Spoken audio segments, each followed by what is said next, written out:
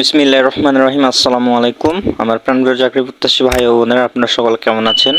আশা করি সকলে অনেক ভালো আছেন। আমি ইনশাআল্লাহ আল্লাহর রহমতে এবং দোয়ায় আলহামদুলিল্লাহ ভালো আছি। তো দীর্ঘ আমি 3-4 দিন যাবত কোনো ভিডিও আপলোড করতে পারিনি। তার অনেক কারণ রয়েছে। আমি অনেক ব্যস্ততার মধ্যে ভিডিও করার সময় পাইনি। অনেক ব্যস্ততার কারণে রেগুলার ভিডিও দিতে পারতেছি না। তার জন্য আন্তরিকভাবে আমি দুঃখিত। তো গতকালকে একটি আমি ভিডিও মেক করতে চেয়েছিলাম, একটি গুরুত্বপূর্ণ আপডেট ছিল।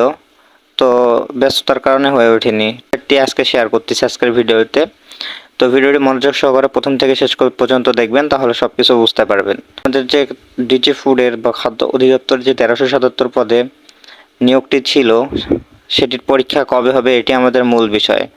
ঠিক আছে, আপনাদের জন্য একটি সুসংবাদ হচ্ছে যে 1377 পদের যে 18 তারিখে আমি এর পূর্বের ভিডিওতে বলেছিলাম যে তাদের একটি সভা অনুষ্ঠিত হবে, এবং সে সভায় কি হলো না হইলো আমি পরের ভিডিওতে জানাবো, কিন্তু ব্যস্ততার কারণে ভিডিওটি আপলোড করতে পারিনি। তো আজকে আমি জানাচ্ছি। তো তাদের সভায় তারা এই নিয়োগ সম্পর্কিত এ সকল আলোচনার সাথে অন্যান্য আলোচনা করেছে, এবং এ সকল বিষয়ে খুব দ্রুত একটি ইনশাল্লাহ আপডেট আসবে কিছুদিনের মধ্যে। এবং তার সাথে আরেকটি গুরুত্বপূর্ণ কথা হচ্ছে যে খাদ্য অধিদপ্তরের বা অন্যান্য অধিদপ্তরের পরীক্ষাগুলো তো আগে আপনার বুয়েট, তো অনেকে জানেন বা অনেকে জানেন না যে বুয়েট থেকে সেটি পিএসসির হাতে চলে গিয়েছে।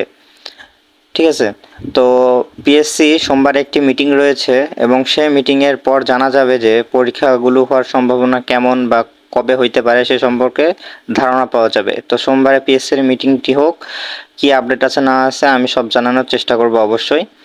তো রিয়েল আপডেট পেতে অবশ্যই আমার চ্যানেলটিকে সাবস্ক্রাইব করবেন এবং পাশে থাকা বেল আইকনটি অন করে রাখবেন, যাতে করে সহজে আপডেট পেতে পারেন। ঠিক আছে, তো এটি হচ্ছে মূল আপডেট। তো ভিডিওটি এই পর্যন্তই। কারো কোনো কিছু জানা থাকলে অবশ্যই কমেন্টে জানাবেন। তাছাড়া আরও বেশ কয়েকটি বড় বড় আপনার নিয়োগ সার্কুলার প্রকাশিত হয়েছে, বড় বড় সার্কুলার, মেগা সার্কুলার, তার মধ্যে বাংলাদেশ পুলিশের অন্যতম।